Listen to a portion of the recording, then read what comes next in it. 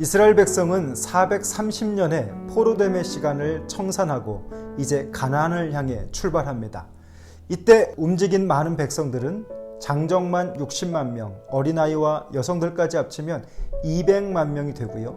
또 특별히 오늘 본문에서는 마지막 그 6월절 절기를 지키는 방식을 더 강조해주고 있습니다. 왜냐하면 이 하나님의 백성들이 출애굽을 할 때 이방인들이 함께 따라옵니다. 그리고 이 외국인들 경우 6월절 규례를 어떻게 지켜야 하는지 말씀하고 있는데요. 오늘 말씀은 김미리 자매가 읽어주시겠습니다. 이스라엘 자손이 라암셋 떠나서 숫곳에 이르니 여호와 외에 보행하는 장정이 60만 가량이요 수많은 잡속과 양과 소와 심이 많은 가축이 그들과 함께 하였으며 그들이 애굽으로부터 가지고 나온 발교되지 못한 반죽으로 목욕병을 구웠으니 이는 그들이 애굽에서 쫓겨남으로 지체할 수 없었음이며 아무 양식도 준비하지 못하였음이었더라. 이스라엘 자손이 애굽에 거주한 지 430년이라 430년이 끝나는 그날에 여호와의 군대가 다 애굽 땅에서 나왔은즉 이 밤은 그들을 애굽 땅에서 인도하여 내심으로 말미암아 여호와 앞에 지킬 것이니 이는 여호와의 밤이라 이스라엘 자손이 다 대대로 지킬 것이니라. 이스라엘 공동체는 드디어 출애굽을 시작합니다. 왜 하나님은 그들을 풍요로운 애굽 땅에서 이끌어내서 더 척박한 광야로 이끌어 가실까? 오늘 이 질문에 답을 하려면 이스라엘의 역사를 우리가 좀 한번 더 점검해 볼 필요가 있겠습니다. 애굽에서도 예배할 수 있는데 왜 척박한 광야로 인도하시는가? 그것은 언약을 이끌어 가시는 하나님의 섭리입니다. 출애굽은 결국 하나님이 언약하신 사건이고 그 언약을 통해서 하나님은 하나님의 하나님 되심을 나타내는 것인데요. 왜 그들이 애굽에서부터 시작되었는가? 그것은 요셉을 보면 우리가 알 수 있습니다. 요셉이 애굽의 총리가 되고 이스라엘 즉 야곱과 함께 그 형제들 70명이 기근을 피해 애굽으로 옵니다. 처음에 그들은 요셉 때문에 총리의 가족으로 누가 봐도 중요한 그런 VIP로 대접을 받습니다. 그래서 고센 땅에 거하면서 따로 특별한 대우를 받게 되죠.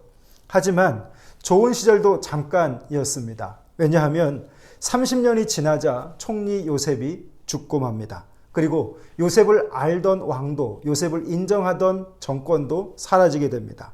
새 왕이 즉위하면서부터 그들은 눈에 가시 같은 존재로 애굽인들에게 비춰졌습니다. 그때부터 400년간 그들은 처음과 다른 노예의 삶을 시작하게 됩니다. 기근을 피해서 갔던 애굽에서 귀빈으로 특별한 대우를 받던 그들이 이제는 노예의 신분으로 살게 되었던 것이죠. 애굽에서 이 430년 우리는 이것을 오늘 묵상의 포인트로 좀 삼아 볼 필요가 있겠습니다.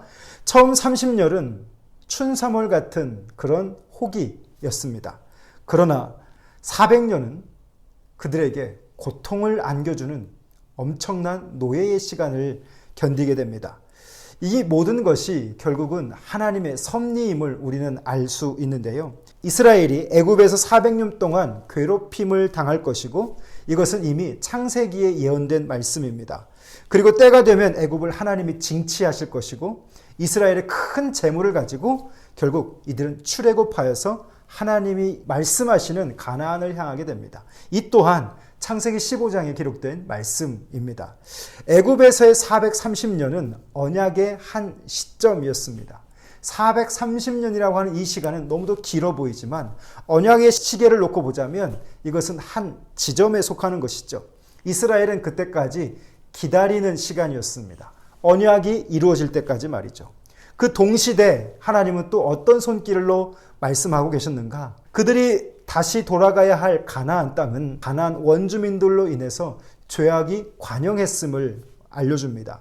약속의 땅 가나안에 살고 있던 아모리 족속들이 얼마나 죄가 관영했는지 하나님은 그들 모두를 진멸하실 필요를 느낍니다. 그 때가 바로 이스라엘이 출애굽해야 할 시점이었던 것이죠. 그래서 하나님은 이스라엘이 그 약속의 땅 가나안에 살고 있었던 아모리 족속들을 정복하고 그 자리를 차지하도록 430년의 그 시간을 끝내게 하시고 그 가나안을 향하게 하시는 사건입니다. 이 모든 사건은 결국 언약 안에서 이루어지고 있는 것이죠. 이스라엘에게는 그 시간이 참 길고도 지루한 고통의 시간들이었습니다. 하지만 이것은 하나님의 때였습니다. 한쪽에서는 포로된 이스라엘 백성들, 또 한쪽에서는 죄로 간영해서 징계를 받아야만 하는 임계점에 다다른 이들. 하나님의 섭리가 얼마나 놀라운지는 우리가 좀 생각해 볼 수 있는데요. 그 안에서 그냥 하나하나 되어져 가는 것이 그냥 되는 것이 없었습니다. 하나님의 계획 안에서 이루어져 가고 있었던 것이죠. 우리에게는 430년이 없을까요? 저는 이것을 좀 생각해 봤는데 우리의 출애굽 그리고 영광의 그 엑소더스를 해야 하는 때가 있음을 우리도 느낍니다. 하나님이 정하신 시간이 있고 그분의 때가 우리에게도 반드시 존재하죠. 애굽과 같은, 그래서 지금이 고통의 시간 같고 힘들어하고 어려워할 수 있는 시간입니다. 그러나 하나님이 정하신 그때 우리도 그 영광의 출애굽을 할 수 있는 은혜를 주신다라고 하는 것이죠. 더 구체적으로 생각해 보자면 오늘 나의 시간이 하나님 앞에서 또 내 스스로에게 무의미하고 무기력한 시간 같아 보일 수 있습니다. 하고 싶은 것도 없고 해야 할 것도 없고 시간이 흘러가기에 살아야 하는 그런 시간을 우리가 살 수도 있겠습니다. 내가 어떤 시간을 붙들고 살아가든 언약을 기다리고 언약을 붙잡고 오늘이라고 하는 시간을 살아간다면 나의 오늘이 무의미하게 끝나지는 않습니다. 무기력한 시간이 되지 않습니다. 오늘 나의 시간이 무기력하고 무의미 같아 보여도 오늘 우리가 이렇게 말씀을 읽고 묵상하면서 하나님의 말씀을 붙잡고 그 언약을 기억하고 살아간다면 오늘 항상 분별하고 살아가는 저와 여러분의 시간은 하나님의 섭리의 시계를 놓고 봤을 때 의미 있는 시간이 될 줄 믿습니다. 하나님은요, 포로됨으로 보상받지도 못하고 살던 이스라엘 백성들에게 출애굽하게 하실 때 그들에게 보상하시는 하나님을 봅니다. 많은 재물을 가지고 그들이 나오게 됩니다. 애굽인들이 가지고 있었던 많은 것들을 그들이 취해서 가지고 나옵니다. 430년 동안 잃어버리고 빼앗기고 손해본 것들, 그것들을 한꺼번에 하나님이 채우시고 출애굽을 하게 하시는 것이죠.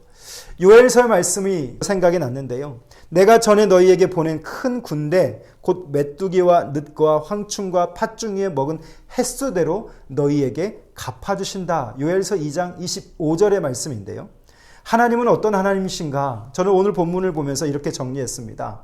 하나님의 때에 모든 것을 갚아주시는 하나님이십니다. 포로됨의 시간 430년 그 긴 시간 동안 그들이 당했던 모든 서름과 핍박과 손해보는 것들 하나님은 한순간에 다 갚아주셨다라고 하는 것이죠. 손해보지 않게 하시는 하나님이십니다. 하나님은 허락하신 때가 되면 그때에 우리로 영광의 출애굽하는 은혜를 주시는 것이죠. 우리의 시간이 하나님의 시간이 되게 하려면 우리는 어떤 삶을 살아야 할까요? 오늘이라고 하는 이 시간 속에서 하나님의 말씀을 분별하고 그리고 그 들려지는 말씀에 내가 반응하고 살아가게 될 때 완악하지 않은 마음으로 오늘 이 시간을 들려주시는 만큼 하나님의 말씀으로 구별하고 내가 그렇게 살아가는 자가 될 때 하나님은 우리의 시간이 하나님의 시간과 맞물리게 하실 줄 믿습니다. 그렇게 삶을 살아가게 될 때 그동안 잃었던 것들, 손해봤던 것들, 빼앗겼던 것들 하나님은 횟수대로 모든 것을 회복해 하시는 하나님이심을 저는 고백합니다. 그래서 그분의 때에 애굽을 떠나 광야로 향하게 하시는 하나님의 놀라우신 섭리, 비록 그 땅은 아무것도 없어 보이는 땅이지만 그 광야에서 하나님은 말씀하시고 깨닫게 하시고 그들을 여전히 이끌어 가시는 하나님이십니다. 사랑하는 성도 여러분, 우리도 인생 광야를 살아갑니다. 이 인생 광야에서 세상으로 우리가 살아가는 자가 아니라 하나님의 말씀을 붙잡고 하나님의 말씀으로 내가 분별하고 이 시간을 살아간다면 오늘 나의 이 시간은 하나님의 때가 되었을 때 하나님이 주시는 놀라운 영광을 경험하게 될 줄 믿습니다. 기도하겠습니다. 살아계신 우리 아버지 하나님, 드디어 이스라엘 백성들이 애굽을 탈출하게 하시고 광야로 이끄시는 하나님의 놀라운 섭리의 시간표를 묵상합니다. 430년 짧은 시간이 아니었지만 그들에게 있었던 많은 속박과 그 포로됨의 시간을 이제 드디어 자유케 하시고 떠나게 하시는 하나님의 은혜를 생각해 봅니다. 하나님, 오늘 나의 시간도 포로됨의 시간 같고 또 척박한 시간 같아 보이고 무의미한 시간 같아 보여도 하나님 앞에 하나님의 말씀으로 분별하며 그 시간을 살아간다면 하나님의 시간표 안에서 우리는 유의미한 삶이 될 줄 믿습니다. 오늘 한 날도 하나님 의미 있는 삶이 되게 하시고 무의미하고 무기력한 삶이 아니라 하나님의 말씀으로 분별하며 그 말씀에 속한 자로 이 시간을 살아갈 수 있도록 인도해 주옵소서. 예수님 이름으로 기도합니다. 아멘.